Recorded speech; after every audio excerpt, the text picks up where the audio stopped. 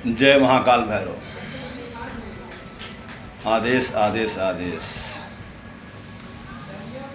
मैं अपने चैनल पर आप सबका हार्दिक स्वागत करता हूं।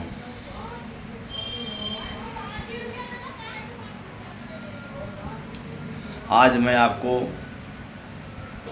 गुप्त नवरात्रि शुरू हो रही है 22 जून से, उसके बारे में कुछ साधनाएं, कुछ बातचीत करना चाहता हूं और आपको कुछ बताना चाहता हूं, जिससे आप लोग इस गुप्त नवरात्रि में साधना करें और अपना जीवन सफल करें, अपनी समस्याओं को, अपनी बाधाओं को हटाएं और लोगों का जन कल्याण करें, है ना। गुप्त नवरात्रि मतलब है कि गुप्त यानी कोई इसको जान न पाए, आम इंसान ना जान पाए, केवल सिद्ध, अघोरी, तांत्रिक, नाथ संप्रदाय के योगी, है ना, या तमाम तरह के पंथ वाले, इनको साधना सिद्धि करनी होती है, समझो। ये उनके लिए होता है, ये ना कि आम इंसान के लिए, इसलिए का नाम है गुप्त नवरात्रि।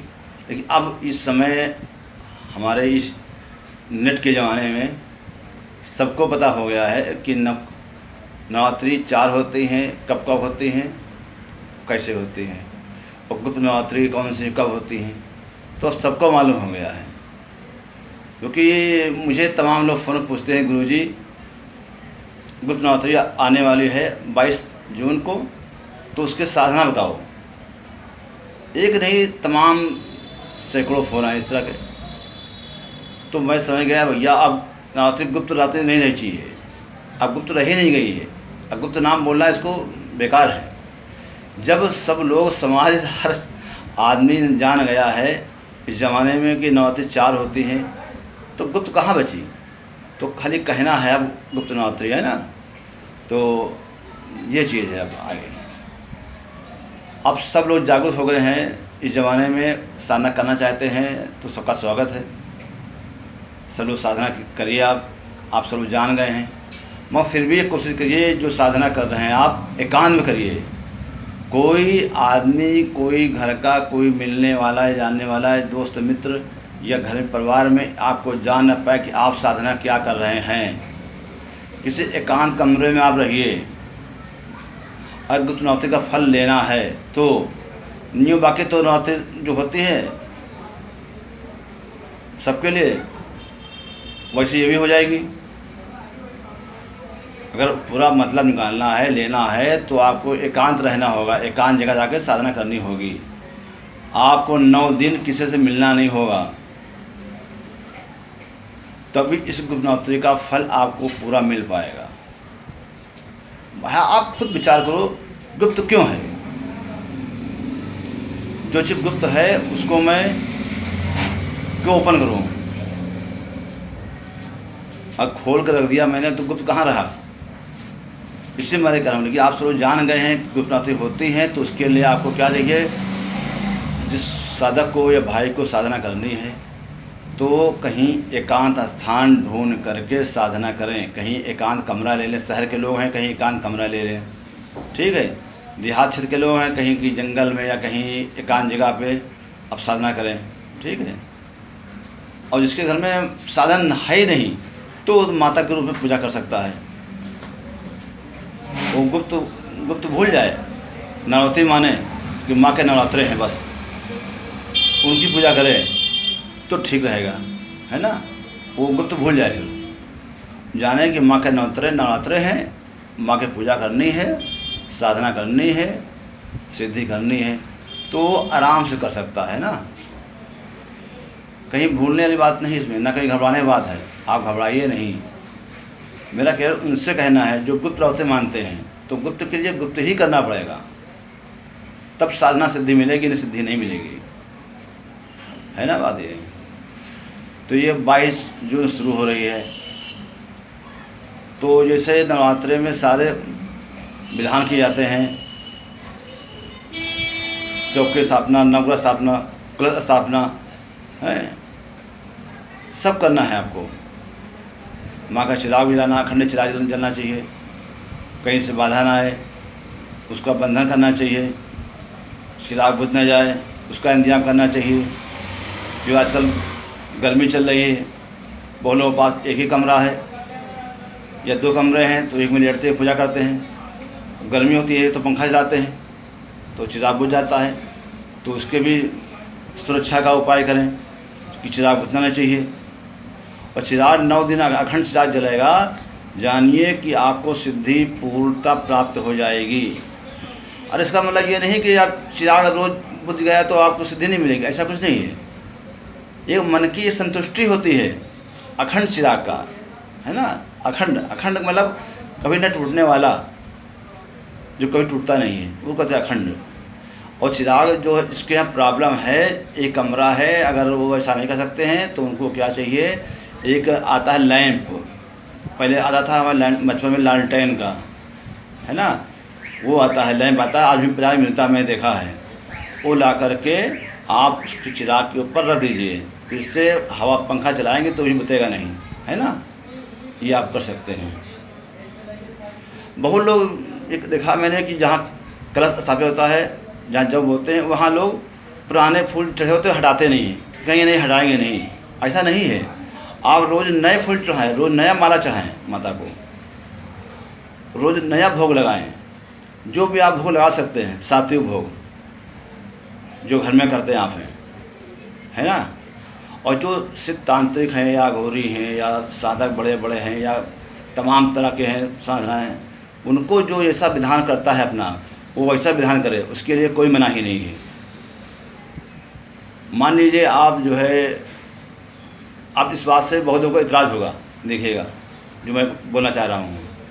हमने दुर्गा सप्तशती में पढ़ा है ये, और वो सप्तशती है गोरखपुर की, है ना, गीता प्रेस गोरखपुर। उसमें दिया हुआ है जो आदमी मांस मदिरा का सेवन करता है, उसको माँ को नवरात्रे में भोग लगाना चाहिए। कि तुम जब माता को देने समय आता है तो तुम व्रते हो, मतलब व्रत लेते हो, माता देते नहीं हो, तुम्हारी सिद्धि कहाँ से पूरी होगी बताओ। पहले तुम 12 महीने खाते हो, खूब जमक खाते हो, और माँ जब माँ का देने समय आया तो तुम कहते हो हम आप व्रत हैं, हम सब छोड़ दिया है। तो यार ये ढोंग कौन सा फिर है ये। तो क्या किताब झूठी है वो? आप किताब पढ़ सकते हैं, गीता प्रेस की किताब है वो, गोरखपुर छपी है, दुर्गा सप्तशती, उसमें दिया हुआ है ना।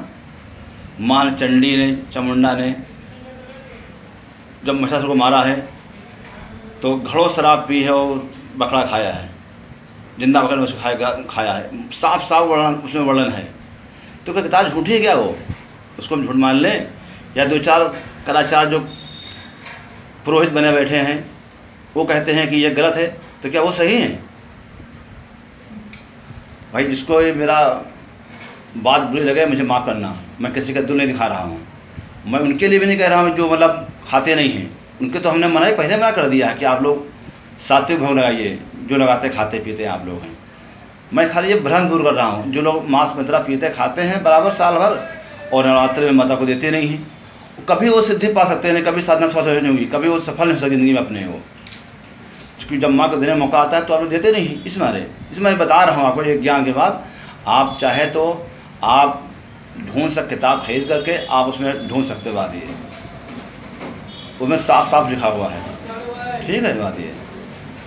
तो आपको ये काम करना है जो भाई करते हैं, मगर घर में नहीं, घर से एकांत में जाके शमशान में या एकांत उजाड़ा स्थान में कहीं मड़ैया छाएँ आप, वहाँ ही करना, घर में नहीं करना है आपको ये मांस मदिरा सेवन, अलग जा करना है ये, अलग कहीं एकांत कमरा लें आप, वहाँ जा करें ये कार्य, है ना, जहाँ आम इंसान से कोई मुलाकात आपकी ना हो। 9 दिन आप अकेले वहाँ रहें। इतना कर सकते हैं, कोई एक आदमी आपका सेवक शिष्य भाई गुरु कोई भी हो, आपको मदद कर सकता है, ला के सामान दे सकता है बस, है ना, ये कार्य करें आप। तो हाँ, तो मैं तो आप अब बता रहा हूँ, इस साधना माँ काली की है, 9 दिन करना है। तो आपको क्या करना है, घर में ही करना साधना ये। अब बाकी साधना तो सब समझ गए होंगे तांत्रिक लोग करने वाले कि कैसे करना उनको है। मैं एक आम इंसानों को बता रहा हूँ। ग्रहण में तो करेगा उससे मेरा कोई बंधन नहीं है। ग्रहण के लिए बहुत बता चुका मैं, अब बता रहा हूँ नवरात्रि के लिए। आपको रोज़ सुबह शाम माता का जैसे पूजा करते हैं वैसे पूजा करनी है आपको, कोई विधान बदलना नहीं है। चिराग जलाइए, कलश स्थापित कीजिए, जो भोग लगाते हैं वो हलवा खीर का भोग लगाइए, मिठाई का भोग लगाइए, बतासे भोग लगाइए, लौंग कपूर भोग लगाइए, ठीक है। फूल हार चढ़ाइए, आप जो आसानी से आप कर सकते हैं वो सब आप कीजिए, है ना। और ध्यान रखिए कि भोग खुद आपको खाना है चढ़ाने के बाद में, जो पूजा हो जाए, फिर संपूर्ण पूजा हो जाए उसके बाद में भोग को आपको खुद ही खाना है ना। ये क्योंकि क्या होगा, जो माता का जो जाप करेंगे उसका फल कोई और ले लेगा, जो प्रसाद खा लेगा, पूरा जाप उसको मिल जाएगा जो प्रसाद खा लेगा आपका। तो प्रसाद इसलिए आप ही खाइएगा, ठीक है। इसमें क्या करना है, आपको रोज़ 51 माला जाप करना है। तो आप ऐसा करें कि सुबह कर लें, किस माला जाप कर लें आप, और शाम को जो बचा हुआ जितना जाप है वो आप रात में करें, 2 टाइम करें। या जो आदमी एक टाइम में कर सकता है, एक टाइम ही 51 माला करे, रात में करे। रात में करना है 10 बजे के बाद में, ये आप ध्यान रखें। रात वैसा करें कि रात 12 बज जाए करते करते, उस टाइम साधना शुरू करें आप। सुबह तो आप ऐसे कर सकते हैं आराम से घर में आपको, लेकिन रात में साधना करनी है तो 51 माला जब पूरे करने हैं, पूरे 9 दिन करने हैं आपको। अगर मान लीजिए दिन का शॉर्टेज है तो आप 2 बार करेंगे, साधना करेंगे कि 9 बार गिनती करना है आपको 51 माला की। कभी कभी होता क्या कि 8 दिन पढ़ते हैं, कभी 7 दिन पढ़ते हैं, कभी 9 पढ़ते हैं। मान लीजिए 8 दिन पढ़ रहे हैं तो आपको 2 बार, जिस दिन 2 तिथि लगी होंगी, आपको 2 बार साधना करनी पड़ेगी, है ना। वो दिन थोड़ा जल्दी से कर सकते हैं कि 2 बार करना आपको, है ना, इस वजह से। तो आप समझिए भाई सब लोग, आप लोग करना है। और मंत्र क्या है, ओम कागा कालिकाय नमः, ये मंत्र है। आप ओम कागा कालिकाय नमः, फिर सुन लीजिए, ओम कागा कालिकाय नमः। फिर ये मंत्र आप करना है। माला होगी रुद्राज की, लाल कपड़े पहने आप।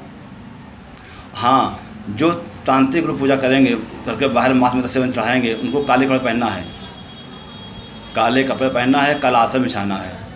और घर में करेंगे लोग, इसके बाद आसनी हो, आसनी बिछाए, लाल कपड़ा हो, धोती हो, कुर्ता पैजामा जो भी हो, अंगोछा हो, आप सब पहन सकते हैं आराम से, इसमें कोई समस्या नहीं, ठीक है।